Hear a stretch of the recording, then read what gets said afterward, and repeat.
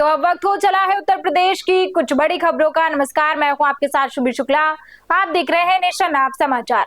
औरैया में बढ़ती महंगाई का असर अब रोजमर्रा की जरूरतों पर साफ दिखाई देने लगा है। चीनी के बढ़ते दामों ने आम आदमी के साथ साथ व्यापारियों की चिंता भी बढ़ा दी है। व्यापारियों के मुताबिक पिछले महीने की तुलना में चीनी के दाम में 10 से 20 रुपए प्रति किलो तक की तेजी आई है और बाजार में चीनी का भाव करीब 65 रुपए किलो पहुंच गया है। बड़ी कीमतों के चलते ग्राहक अब पहले की तुलना में कम खरीदारी कर रहे हैं। दुकानदारों का कहना है कि जो ग्राहक पहले 5 किलो चीनी लेते थे, अब वो 2 किलो या फिर जरूरत के हिसाब से ही खरीद रहे हैं। कई ग्राहक भाव पूछने के बाद बिना सामान खरीदे ही वापस लौट जाते हैं। व्यापारियों के मुताबिक सरसों के तेल, रिफाइंड और अन्य खाद्य पदार्थों के दाम बढ़ने से घरेलू बजट भी प्रभावित हो रहा है। कारोबारियों ने सरकार से बढ़ती महंगाई पर ध्यान देने की मांग की है। लगभग एक महीने में 15 रुपए किलो की तेजी आ गई है। मतलब कितना पिछला रेट था और आज क्या रेट है? पहले 2200 रुपये का कट्टा 50 किलो का था जी, आज 3000 रुपये का कट्टा हो गया। त्यौहार भी करीब है, रक्षाबंधन का, इसको लेकर कुछ व्यापार क्या घटा क्या बढ़ा? व्यापार प्रभावित होगा चीनी की रेट बढ़ने से। अच्छा, आदमी की रोजमर्रा की जरूरत चीनी है, आवश्यक वस्तु मानती है, उसके रेट काफ़ी बढ़ गए पहले से। जो 45 रुपये रिटेल में थी आज 65 रुपये बिक रही है। तो हम बताओ कि इसका असर तो पड़ा ही है। चीनी भाव पूछे इतनी महंगी है। किस भाव में चीनी मिल रही है? 65 रुपया। अच्छा, पहले रहती 45-50 रुपया मिल जाती चीनी। हाँ। अब 65 रुपया है। पहले 3 टाइम चाय पी लेते, अब भाई खुद नहीं पी पाए रही चाय। क्या कारण है चाय नहीं क्या पी पा कह रहा, रहे? हम तो रोज कमान खान वाले हैं सब। हाँ, चीनी भाव सुने लौटे जाए रे घर। वहीं उन्नाव में आज सुबह युवाओं का जोश और स्वस्थ जीवन शैली का संदेश देखने को मिला। स्वर्गीय अजीत सिंह की जयंती के अवसर पर run for new Unnao marathon का आयोजन किया गया। गांधीनगर तिराहे से सुबह 6 बजे जिला पंचायत अध्यक्ष शगुन सिंह ने हरी झंडी दिखाकर मैराथन को रवाना किया। करीब 4 किलोमीटर की इस मैराथन में जनजी समेत बड़ी संख्या में युवाओं और अन्य प्रतिभागियों ने उत्साह के साथ हिस्सा लिया। दौड़ का समापन निराला प्रेक्षागृह पहुंचकर हुआ। प्रतिभागियों ने दौड़ के जरिए फिटनेस, अनुशासन और स्वस्थ जीवन शैली का संदेश दिया। विजेताओं के लिए 21,000, 11,000 और 5,000 रुपए के पुरस्कार रखे गए। आयोजक सनी सिंह के मुताबिक करीब 4600 प्रतिभागियों ने रजिस्ट्रेशन कराया था, जबकि 2000 से अधिक युवा बिना रजिस्ट्रेशन के भी मौके पर पहुंचे। सुरक्षा और यातायात व्यवस्था के पुख्ता इंतजाम किए गए थे। आयोजकों के मुताबिक 23 अगस्त से 5 सितंबर तक विभिन्न सामाजिक कार्यक्रम भी आयोजित किए जाएंगे। देखिए, प्रतिभागी लगभग 4600 रजिस्ट्रेशन पहले हुए थे और उन 4600 के बाद भी 2000 के ऊपर बच्चे अलग से भागे हैं जिन्होंने रजिस्ट्रेशन नहीं कराया था और वो मौके पे आए थे, जो कि पहले ही सबको सूचित कर दिया गया था कि जो भी लोग रजिस्ट्रेशन के बिना आए हैं वो सिर्फ रेस में भाग ले सकते हैं, उनको कोई स्थान नहीं दिया जाएगा। तो सभी हमारे बच्चों ने, सभी हमारे भाइयों ने, सभी ने मिल करके खुशीपूर्वक भाग लिया और इस आयोजन को सफल बनाया। उन्नाव जनपद के लोग थे, वो ऑफलाइन उन्होंने रजिस्ट्रेशन कराया। अन्य जनपदों के कुछ लोग यहाँ पे आए थे, उनको टेबल पे ही सूचना दे दी गई थी कि जो भी अन्य जनपद के लोग होंगे, क्योंकि वो दूर से आए थे, उन्हें रेस में भाग लेने के लिए, क्योंकि रेस एक स्पोर्ट्समैनशिप का एक सिंबल होता है, तो हमने उनसे सिर्फ इतना ही कहा था कि आप लोग भाग ले सकते हैं। तो सभी लोगों ने भाग लिया।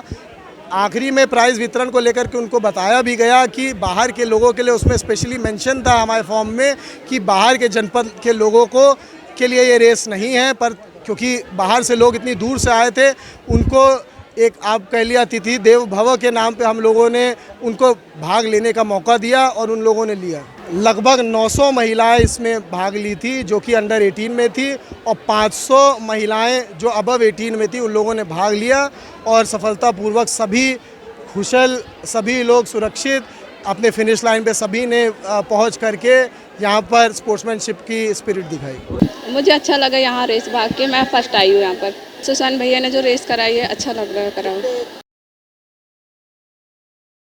क्षेत्र में नहर किनारे संदिग्ध परिस्थितियों में युवक का शव मिलने से हड़कंप मच गया। युवक के शरीर पर कई जगह जले के निशान मिले हैं।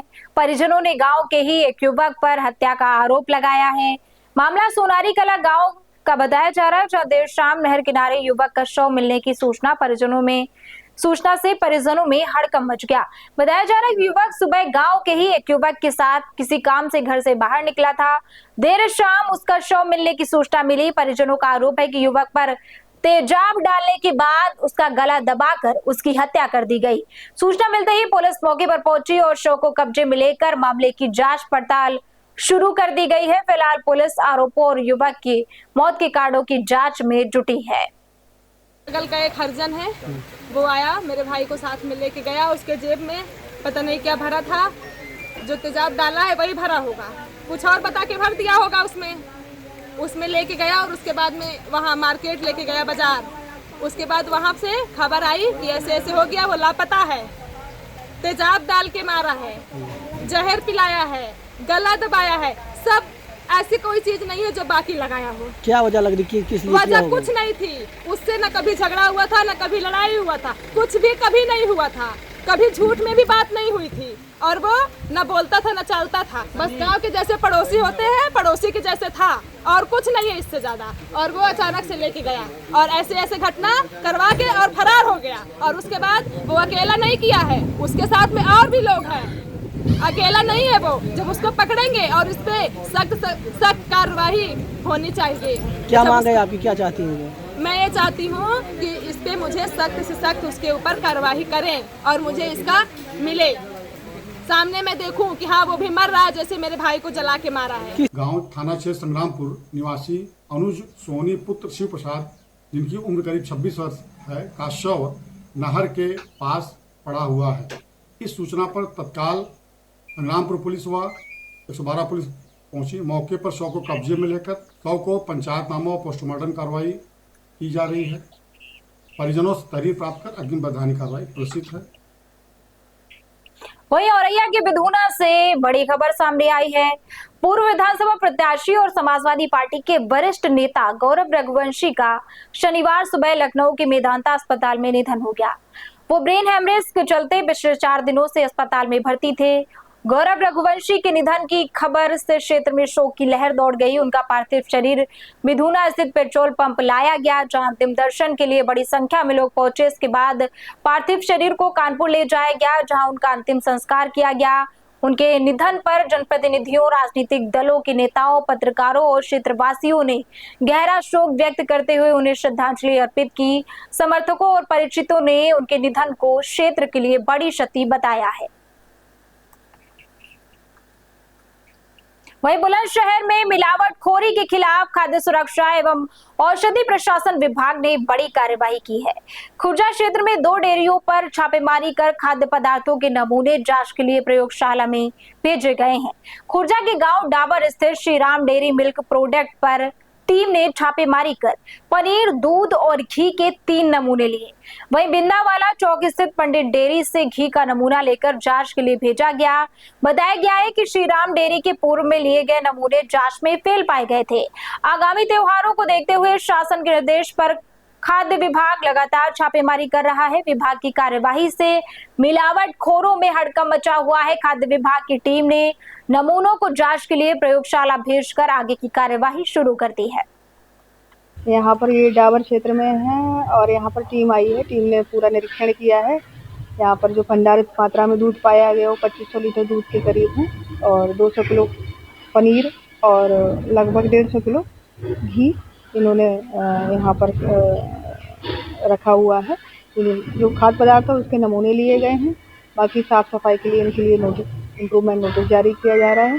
कोई भी मिलावटी खाद्य पदार्थ इस तरह से कोई भी एडल्ट्रेंट इनके यहाँ फिलहाल नहीं पाया गया है और बाकी टीम बकायदा नज़र रखे हुई है और सूचना भी ले रही है। अगर कहीं पर भी किसी भी प्रकार की चीज़ मिलती है तो आगे भी कार्रवाई करें। वहीं कानपुर में दिल्ली के सफाई कर्मचारी अनिल गौतम की हत्या के बाद कर्मचारी संयुक्त संघ ने सुरक्षा का मुद्दा उठाया है। संगठन ने प्रधानमंत्री के नाम ज्ञापन भेजकर हत्याकांड में फांसी कोर्ट दोषियों को सजा और मृतक के परिवार को 1 करोड़ रुपए की आर्थिक सहायता की मांग की है।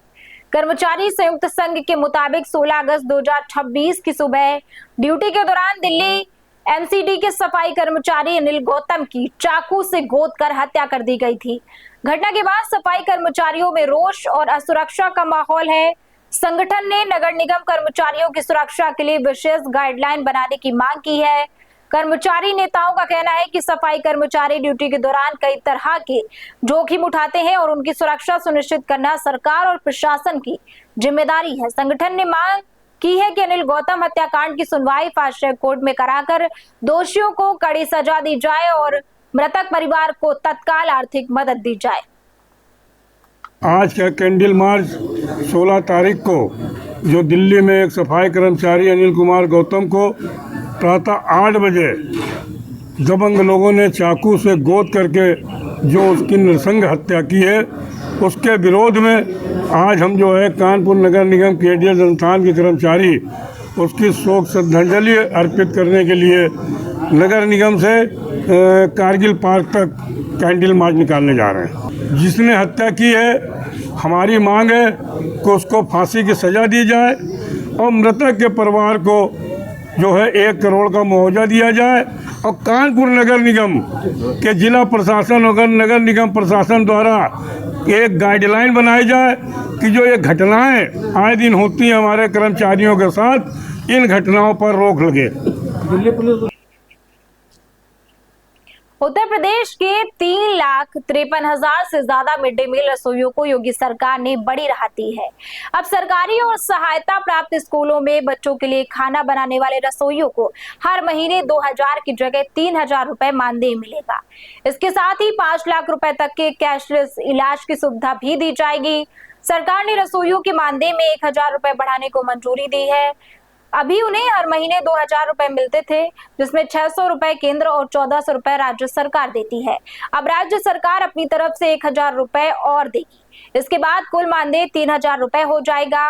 रसोइयों को मिलने वाला 500 रुपए का सालाना यूनिफॉर्म भत्ता भी पहले की तरह जारी रहेगा। वहीं पात्र रसोइयों को कैशलेस चिकित्सा कार्ड के जरिए सालाना 5 लाख रुपए तक के इलाज की सुविधा मिलेगी। प्रदेश के सरकारी और सहायता प्राप्त स्कूलों में करीब 1.47 करोड़ बच्चों को मिड डे मील उपलब्ध कराया जाता है।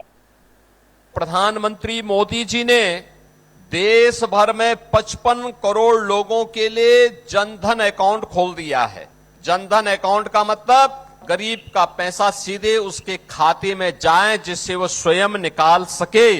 इसके लिए अब डीबीटी के माध्यम से सारी की सारी धनराशि उनके अकाउंट में जाएगी।